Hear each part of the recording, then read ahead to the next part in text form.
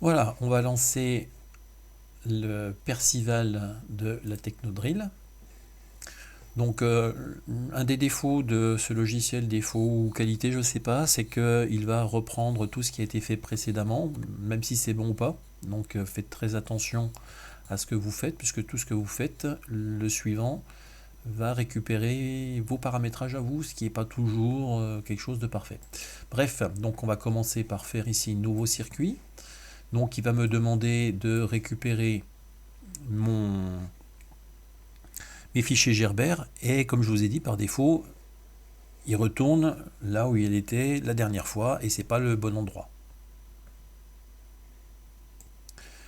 Donc là, je vais lui mettre le chemin où j'avais enregistré mon fichier, donc il s'appelait corriger 2. Donc le premier, c'est CAD CAM bottom copper, donc c'est ce qui était demandé, donc on fait ouvrir. Le suivant, c'est côté composant, c'est pas du double face, donc je ne le mets pas. Ici, je vais choisir les perçages qui sont nommés drill. Et le détourage, les détourages qui vont être le slot. Je fais OK. Donc le logiciel me demande si l'import est valide. Si vous avez un doute, vous pouvez dire non. Et là, il va vous demander si les coordonnées sont correctes, si les unités sont bien métriques, c'était mon cas. Et voilà, c'est-à-dire que si vous voyez que les trous ne sont pas tout à fait au bon endroit, vous pouvez essayer de modifier 2-3 paramètres. Vous pouvez, si c'est bon, faire conserver comme paramètre par défaut. Et on fait OK. Il me demande si l'import de ce fichier est valide, donc maintenant c'est oui. Il me demande si le bord de la plaque c'est bon, c'est oui. Vous remarquez que les trous de perçage, il ne m'a pas demandé. Donc ça posera un petit souci. On remarque que le texte est bien écrit à l'endroit et il ressortira à l'endroit. On voit ici, on a l'origine de la machine, c'est très important puisque c'est ce qui va vous permettre de savoir où est-ce que votre circuit va commencer. Alors il y a 2-3 petites choses à faire, c'est-à-dire que ici le texte, il n'a pas besoin d'être détouré. On perd du temps et la lisibilité n'est pas très bonne, donc on fait un clic droit et on va simplement faire graver au centre de la piste identique, c'est-à-dire que il va simplement mettre un coup de gravure sur les segments de mon texte. C'est pour ça que j'ai laissé la fonte par défaut qui est une fonte en bâton. Donc on fait graver et on se retrouve avec simplement une petite gravure, vous verrez que ça ressort très bien. Ensuite, on a ici nos perçages. Donc nos perçages, on va définir ça comme un détourage. Donc détourage, confirmer que le tracé de la piste définit un détourage, bah oui. Ce qui est embêtant, c'est qu'il faudra les répéter 4 fois. Alors, à l'extérieur du tracé, bah surtout pas, hein, puisque là c'est un trou, donc c'est à l'intérieur du tracé. Alors attention, ça se fait avec une fraise de 2,5 mm, ce qui veut dire qu'il ne faut pas faire des trous inférieurs à 2,5 mm, sinon il faut faire autre chose ou il faut changer de fraise. Donc à l'intérieur du tracé, et boum, voilà, on voit ici le 2,5 mm qui est la fraise et le mouvement qu'il va faire pour agrandir le trou. Il faut recommencer ça avec les autres perçages. Voilà, avec les autres perçages.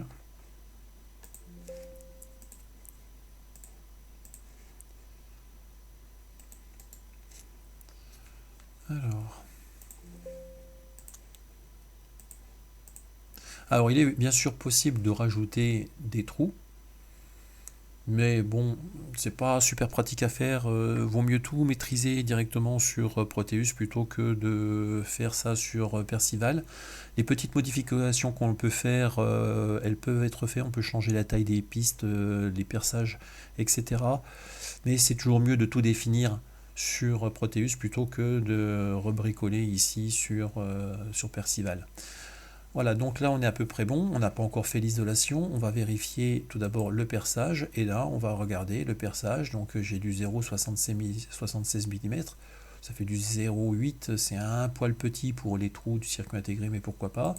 On a du 1 mm pour les résistances, ok c'est parfait, on a du 1,27 pour le condensateur, c'est un peu gros, et du 1,52 qui est un petit peu gros pour les pattes des connecteurs à vis. Alors, on a dit ici le connecteur à vis est un petit peu gros, donc éditer les pastilles identiques. Donc les pastilles ici, elles font 1,52 mm le perçage. On va mettre plutôt du 1,2. 1,2 mm c'est très bien. 1 mm ça rentre au chausse-pied en poussant, en forçant. 1 ça serait l'idéal. 2 ça permet d'avoir une insertion très facile. Donc on fait OK, ça va faire les deux pistes de part et d'autre, et on va faire également les deux pastilles carrées. Donc éditer les pastilles identiques, et là c'est pareil, on met 2. Si besoin, le condensateur qui me paraît un petit peu gros, on va faire la même chose. Donc là c'est des pastilles. Ces pastilles, par contre le perçage ici est trop gros. Alors pour le perçage, alors ici on a un trou de perçage qui semble être un petit peu grand. Et on voit que si je fais éditer pastilles identiques, le problème c'est qu'il va m'éditer en fait toutes les autres pastilles. Bon, à la limite, ici je peux mettre 1 mm, ça devrait faire l'affaire, mais si je voulais éditer uniquement cette pastille, là j'aurais quelques petites difficultés. On va faire pareil avec celle-ci et on en aura terminé avec les pastilles identiques. Voilà, 1 mm, ça sera parfait. Donc on est tout bon. Qu'est-ce qu'il nous reste à faire? Eh bien, à faire l'isolation des pistes. Donc pour l'isolation des pistes, ça va se faire avec la fraise de gravure anglaise, donc qui va normalement rentrer de 0, donc de 50 microns. Là, je l'ai mis 100 microns. Et ça va faire environ 1/10 de gravure. Donc plus vous allez mettre de contours successifs, plus l'isolation va être importante, mais le temps va être long. Ce que je vous conseille de faire, c'est autour des pistes de faire 2 voire 3 passes et de rajouter le contour supplémentaire autour des pastilles. Par exemple ici on va faire 3, allez 4 passes. Ça c'est pas trop long à faire puisque c'est juste autour des pastilles. Ça permet d'isoler un peu plus, d'une façon un peu plus importante les pastilles. Et comme c'est là que vous allez souder, ça peut être intéressant. Donc appliquer ça à toutes les couches, ça c'est bon. Et on fait OK. Voilà, on voit que autour des pastilles, c'est un peu plus isolé, ça sera un peu plus facile à souder. On constate que a priori le résultat convient parfaitement. On a ici le petit passage en 0,10 qui devrait se faire sans difficulté. À partir de là, on peut passer sur la machine. Donc là, je suis sur uniquement sur un logiciel, donc je n'ai pas la machine à côté de moi, donc je ne peux pas lancer le fraisage. Par contre, Percival propose, et ça fera à peu près la même chose, une simulation. Donc je vais passer par la simulation pour vous montrer la procédure suivante. Donc là on prend gravure, puis perçage, puis détourage. On fait OK.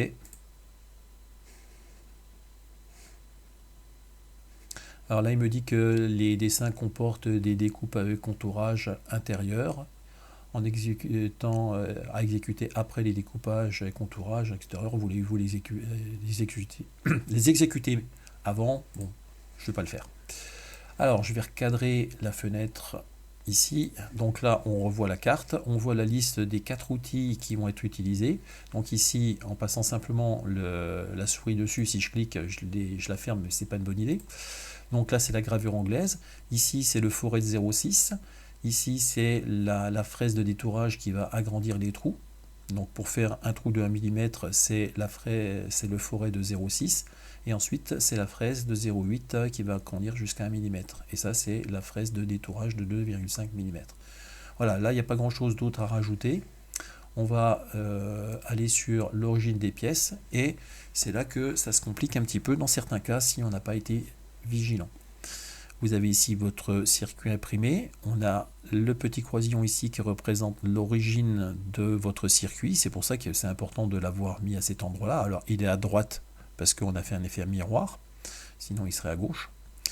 Et ici, on a l'outil qui est à cet endroit-là.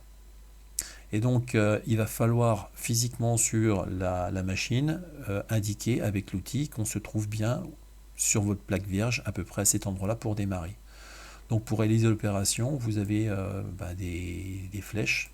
On peut prendre même des flèches. Donc ça c'est la touche 9. Et on va se déplacer. Voilà. Alors normalement on ne regarde pas l'écran, on regarde la machine avec le circuit vierge que l'on a mis.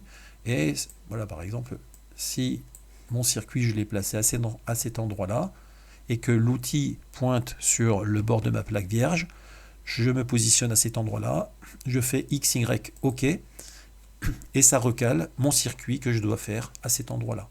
Donc il faut que ma plaque vierge, elle se déborde un petit peu à droite et en dessous, et qu'elle soit un peu plus grande que ce qu'on va réaliser.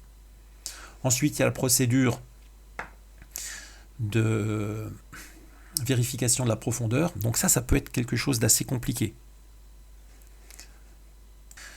Donc c'est un petit peu compliqué pour différentes raisons. C'est-à-dire que si vous avez pris une plaque qui est juste un peu plus grande que votre circuit, et que cette plaque, vous avez mis du double face pour la coller sur le plateau martyr, et que vous avez des plis ou un peu de bulles, ou vous avez un circuit imprimé de mauvaise qualité qui est légèrement déformé suite à une découpe à la cisaille ou autre chose, c'est possible que la planéité de votre plaque ne soit pas parfaite.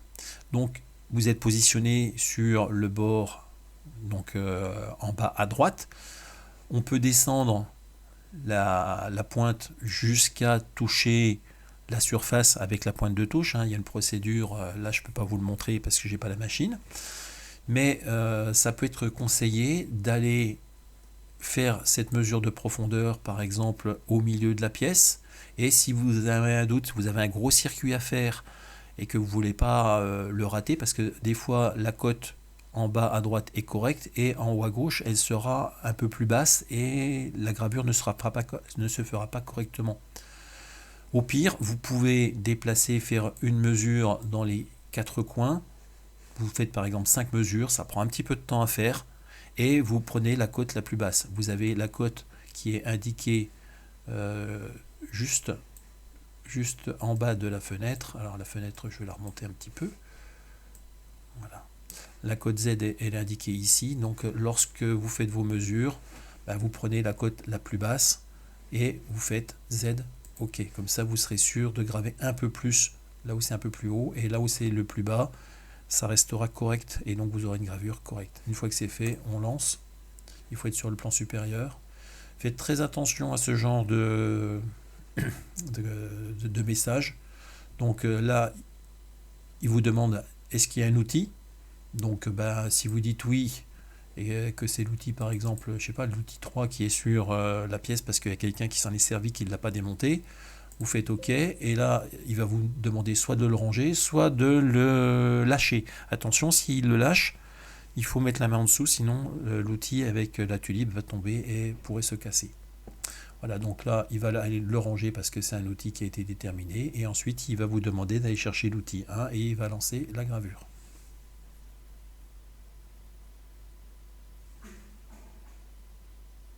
Voilà, là il a déplacé jusqu'au râtelier numéro 3. Il va aller chercher l'outil numéro 1.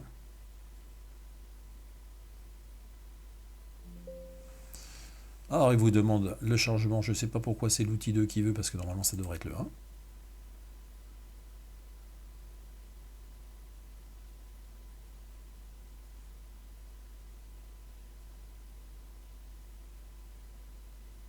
L'outil 2 c'est le forêt. Voilà, et à partir de là, il va faire, là c'était bien les perçages, les détourages, etc. Et là, normalement, la machine fait son boulot, et vous surveillez, et normalement, si tout se passe bien, vous avez une belle carte. Voilà, j'espère que ça vous a permis de comprendre certains petits problèmes. Le conseil que je vous donne, passez un petit peu de temps sur Proteus pour bien gérer tout cet aspect de fabrication, parce qu'en général vous pouvez rattraper 2-3 trucs là sur Percival, mais c'est plus facile de les gérer proprement sur Proteus, puisque une fois que Proteus est paramétré, vous n'aurez pas à refaire ça à chaque fois. Voilà, je vous remercie d'avoir été jusqu'au bout de cette vidéo, et je vous souhaite de bonnes fabrications. Au revoir.